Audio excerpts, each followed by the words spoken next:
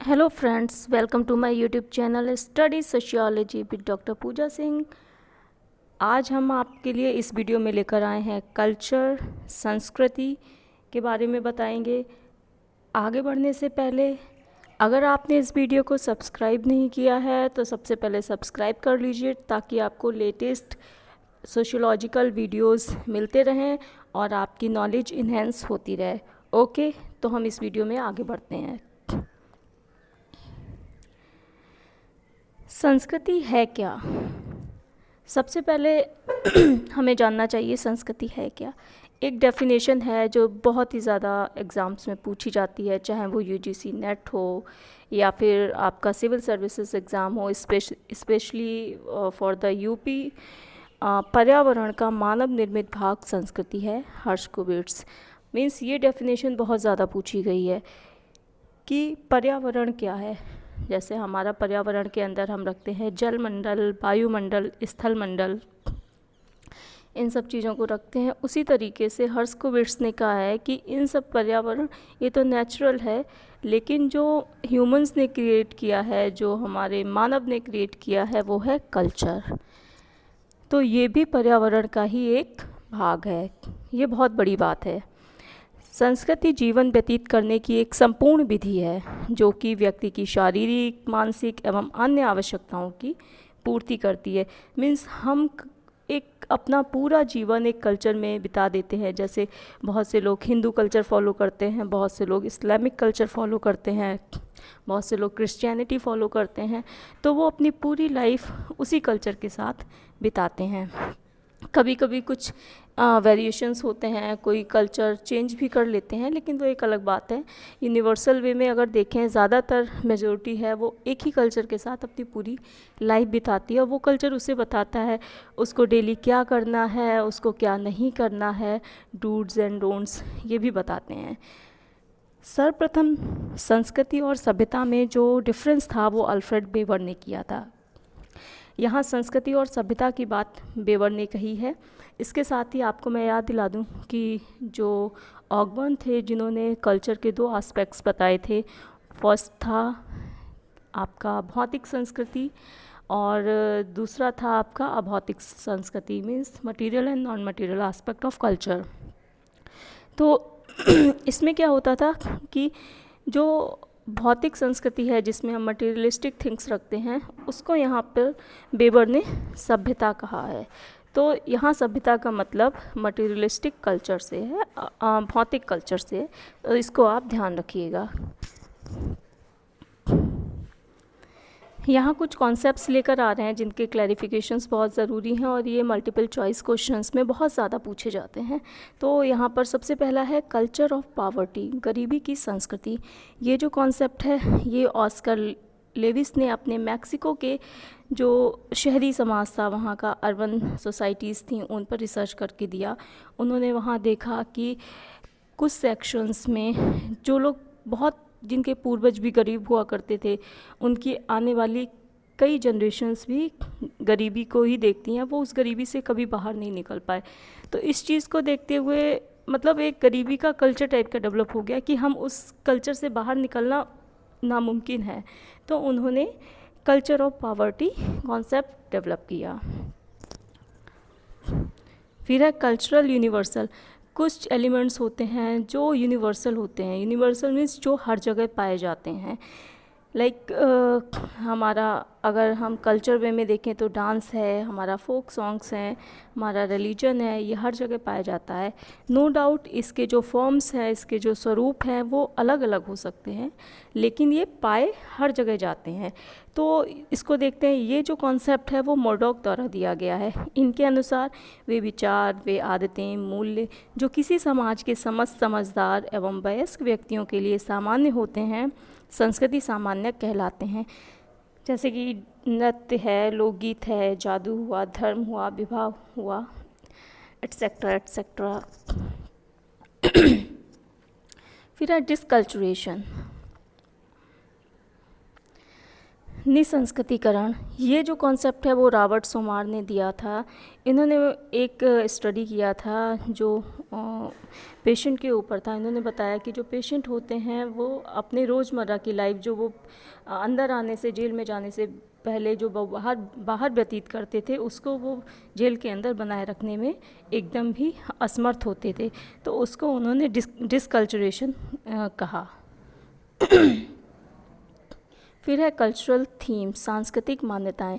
ये कॉन्सेप्ट है मॉरिस ओपलर द्वारा दिया गया है। इन्होंने अपाचे लोगों के ऊपर अपनी स्टडी की थी और वहाँ पर उन्होंने कुछ छोटे छोटे एलिमेंट्स, कल्चरल एलिमेंट्स जिनमें सिमिलैरिटी थी, जिनमें सेम कैरेक्टरिस्टिक्स थी, उनको जोड़ के एक थीम को उन्होंने देखा और इस पर उन्होंने कल्चरल थीम का कॉन्सेप्ट दिया। फिर है कल्चरल डेप्राइवेशन। इसमें जो व्यक्ति होता है वो अपने कल्चर को नीचा समझता है, हे दृष्टि से देखता है। फॉर एग्ज़ाम्पल आप ले लीजिए कुछ इंडियंस, कुछ लोग ऐसे होते हैं जैसे इंडियन में भी कि वो इंडियन कल्चर को वेस्टर्न कल्चर से डाउन करके देखते हैं, नीचा समझ के देखते हैं। वो वेस्टर्न कल्चर में वो विशेषताएं देखते हैं जो उन्हें इंडियन कल्चर में नहीं दिखाई देती हैं। तो इस तरीके से वो कंपेयर करते हैं और अपने कल्चर को उन्हें अच्छा नहीं लगता है, उन्हें दूसरे का कल्चर अच्छा लगता है और यहाँ पे कल्चरल डेप्राइवेशन आ जाता है कि हमारा कल्चर वैसा क्यों नहीं है। नेक्स्ट है इसमें कल्चरल मटीरियलिज्म, सांस्कृतिक भौतिकतावाद। ये जो कॉन्सेप्ट था वो मॉर्विन हैरिस द्वारा दिया गया है। इन्होंने कल्चर के मटीरियलिस्टिक एस्पेक्ट पर फोकस किया है। इसमें वो सारी चीज़ें बताई गई हैं। कल्चरल यूनिवर्सलिज्म, सांस्कृतिक सार्वभौमिक तत्व। जैसे अभी बताया था कल्चरल यूनिवर्सल, उसी तरीके से सेम ये भी है। ये जो कॉन्सेप्ट है गिलेंस ने दिया है। जैसे कि फैमिली है वो हर जगह, किसी भी सोसाइटी में चले जाइए, किसी भी समाज में आप देखिए, परिवार और मैरिज दो चीज़ें बहुत ही मतलब यूनिवर्सल मिलेंगी। चाहे वो आदिवासी समाज हो, चाहे वो बहुत ही अग्रणी समाज हो, चाहे वो पिछड़ा समाज हो, कोई भी समाज हो, वहाँ पर परिवार और विवाह, नातेदारी, ये सब चीज़ें मिलेंगी। तो उन्होंने इसको, गिलेंस ने कल्चरल यूनिवर्सलिज्म कहा है। फिर है सांस्कृतिक क्षेत्र। सांस्कृतिक क्षेत्र वो होता है जहाँ की संस्कृति समान होती है। जैसे कोई भी एक जनजातीय समुदाय ले लीजिए, उन जनजातीय समुदाय का संस्कृति, उनके रहने का तरीका, उनके खाने का तरीका, उनकी इकोनॉमी का तरीका, उनके एग्रीकल्चर का तरीका, सारी चीज़ों में सिमिलैरिटी होती है। तो उसको कहते हैं एक संस्कृति वाला क्षेत्र, सांस्कृतिक क्षेत्र। फिर है इसमें कल्चरल कॉन्फ़िगरेशन, संस्कृति संरूप या संस्कृति विन्यास या व्यवस्थित विन्यास इसको बोल सकते हैं। ये जो कॉन्सेप्ट है वो रूथ बेनेडिक्ट द्वारा दिया गया है। इन्होंने कहा है कि जब कई छोटी छोटी संस्कृति मिलकर एक संरूप बनाती हैं, मीन्स एक बड़ा सा विन्यास बनाती हैं। फिर है कल्चरल जेनियस, संस्कृति की आत्मा या प्रतिभाएं। ये कॉन्सेप्ट भी रूथ बेनेडिक्ट ने ही दिया है।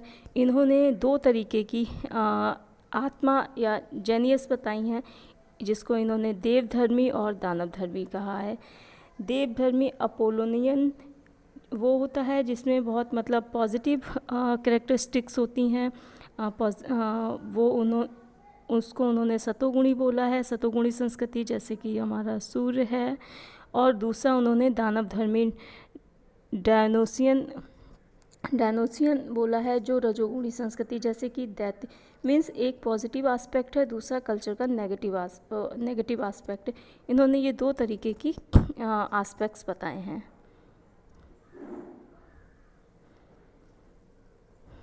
फिर है जीनोसेंट्रिज्म, गैर निजाति केंद्रित भावना। इसमें क्या होता है, अपनी संस्कृति को नीची दृष्टि से देखते हैं और दूसरे की संस्कृति को ऊंचा समझते हैं। सेम चीज़ है जो कल्चरल डेप्राइवेशन में थी कि नहीं, दूसरे की कल्चर ज़्यादा अच्छा है, उनको ज़्यादा सुविधाएं हैं, हमारे यहाँ तो कुछ भी नहीं है, हमारा कल्चर नहीं ठीक है। जैसे कुछ लोग हिंदू कल्चर को ज़्यादा अच्छा मानते हैं, दूसरे कल्चर को ज़्यादा अच्छा नहीं मानते हैं। तो वो सारी चीज़ें हैं। और कुछ लोग जो हैं कि अपने कल्चर को ही सबसे ज़्यादा अच्छा मानते हैं और कुछ लोग दूसरे को नीचा मानते हैं, और कुछ लोग अपने कल्चर को नीचा मानते हैं और दूसरे कल्चर को ज़्यादा अच्छा मानते हैं। तो ये सारी चीज़ें इसमें हम समझ सकते हैं। फिर है कल्चरेशन डी, विसंस्कृतिकरण। मीन्स जब एक ग्रुप अपनी संस्कृति को पूर्णतः खो देता है या भुला देता है तो इस प्रक्रिया को विसंस्कृतिकरण कहते हैं।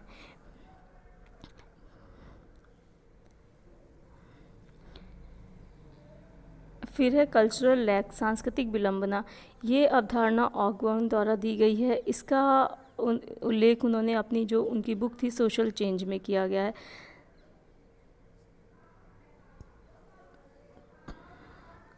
एथनोसेंट्रिज्म, नरजाति केंद्रितता, ये जो कॉन्सेप्ट था समनर द्वारा दिया गया है। इसमें व्यक्ति अपने कल्चर को श्रेष्ठ समझता है, ऊंचा समझता है, और इसका जो प्रयोग था उन्होंने जो उनके कॉन्सेप्ट से अंतः समूह और जो बाह्य समूह उन्होंने बताए थे उनके बीच जो पक्षपातपूर्ण मनोवृत्तियों होती हैं उनको समझने में प्रयोग किया था कि आदमी पक्षपात क्यों करता है, क्योंकि वो अपनी संस्कृति को श्रेष्ठ समझता है, दूसरे की संस्कृति को श्रेष्ठ नहीं समझता है।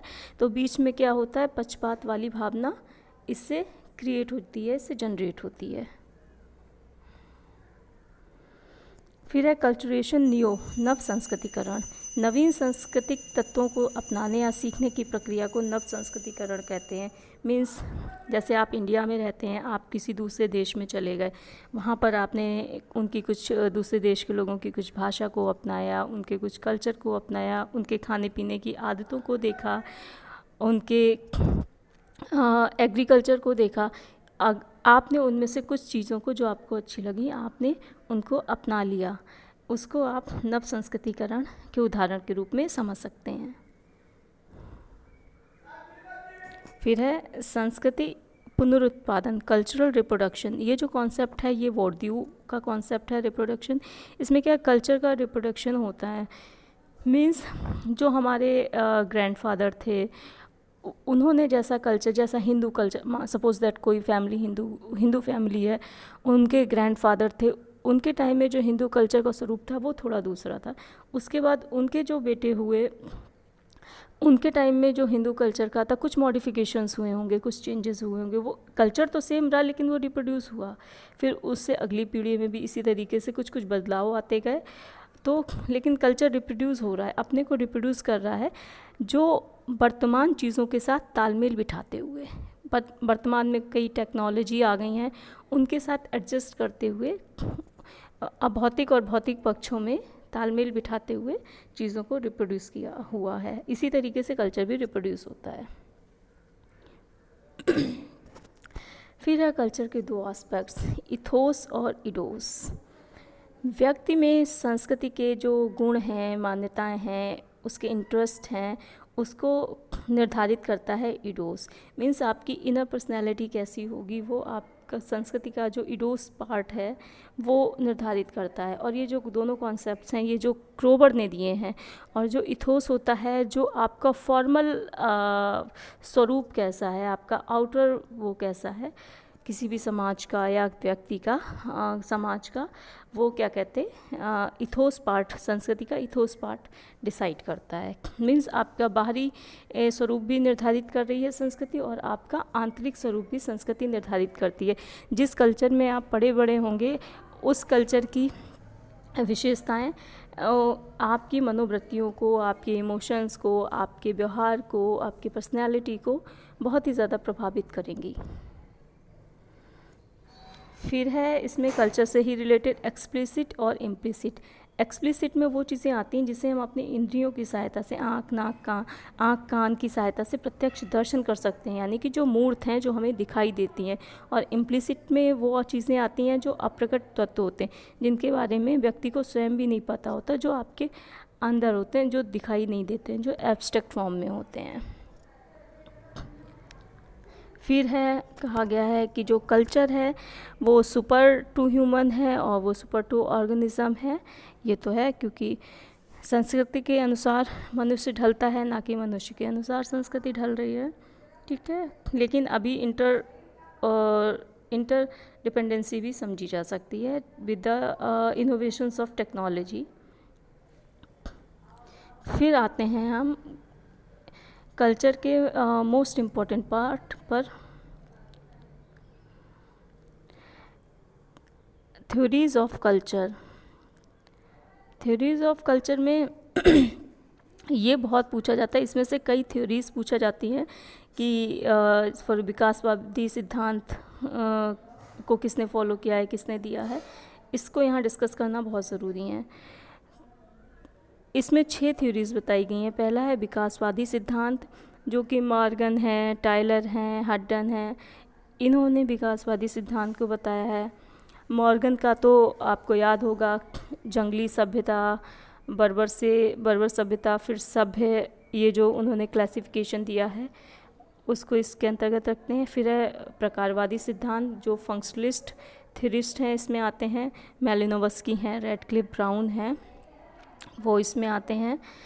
उसके बाद इसमें प्रसारवादी सिद्धांत, डिफ्यूनिस्टिक आते हैं, जिसमें कि जर्मन प्रसारवादी या संस्कृति चक्र सिद्धांत, साइक्लिक थ्योरी आते हैं, जैसे कि ग्रेबनर, एकरमैन और स्मिड आते हैं।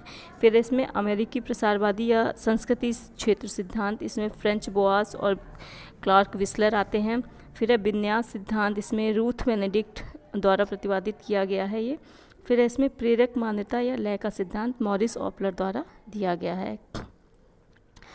फिर आते हैं मोस्ट इम्पॉर्टेंट पॉइंट, सभ्यता और संस्कृति में अंतर। यहाँ पे सभ्यता का मतलब है भौतिक संस्कृति, ठीक है, और संस्कृति तो संस्कृति है, और ऑगबर्न की लैंग्वेज में अभौतिक संस्कृति, मीन्स सभ्यता भौतिक है और संस्कृति अभौतिक पक्ष है। अब देखिएगा, सभ्यता की माप संभव है और संस्कृति की नहीं, मीन्स जो भौतिक चीज़ें हैं जैसे कि टेक्नोलॉजी है, उसकी माप तो संभव है, लेकिन संस्कृति की माप संभव नहीं है, ये बात सही है। सभ्यता का क्रमिक विकास होता है, संस्कृति के विकास का कोई क्रम नहीं है, ये भी बात बिल्कुल सही है। सभ्यता को सीखना सरल है, संस्कृति को नहीं, मीन्स कोई भी टेक्नोलॉजी है, कोई भी नया ऐप आया है, हम उसको सीख सकते हैं, लेकिन संस्कृति को सीखने में आपको बहुत ही ज़्यादा समय, श्रम और उस लेवल की अंडरस्टैंडिंग की ज़रूरत पड़ेगी। सभ्यता साधन है और संस्कृति साध्य है, बिल्कुल सही इन्होंने कहा है। जो चीज़ें जो हमारी भौतिक संस्कृति के अंतर्गत यूज़ करते हैं वो केवल हमारे साधन हैं, लेकिन कल्चर को इन्होंने एक साध्य माना है, because culture is super to human, super to organism. फिर सभ्यता बिना परिवर्तन के ग्रहण की जाती है, पर संस्कृति नहीं। सभ्यता, सपोज दैट कोई टेक्नोलॉजी आई या कोई नया डिवाइस इनोवेट हुआ, मार्केट में आया, तो हम उसको एज़ इट इज़ सीख लेते हैं, उसमें कोई हम अपनी तरफ से तो चेंजेस नहीं कर सकते हैं, वो जो डिवाइस बना के दिया गया है एज़ इट इज़ हम लेंगे। लेकिन जो कल्चर है हमारा, उसमें कहीं ना कहीं कुछ ना कुछ हम जैसा वो है उसमें कुछ ना कुछ बदलाव के साथ ही हम ग्रहण करते हैं। तो दोस्तों, ये था कल्चर से रिलेटेड स्मॉल कॉन्सेप्ट्स, जो कि हमारे जो भाई बंधु तैयारी कर रहे हैं उनके लिए बहुत ही आवश्यक है।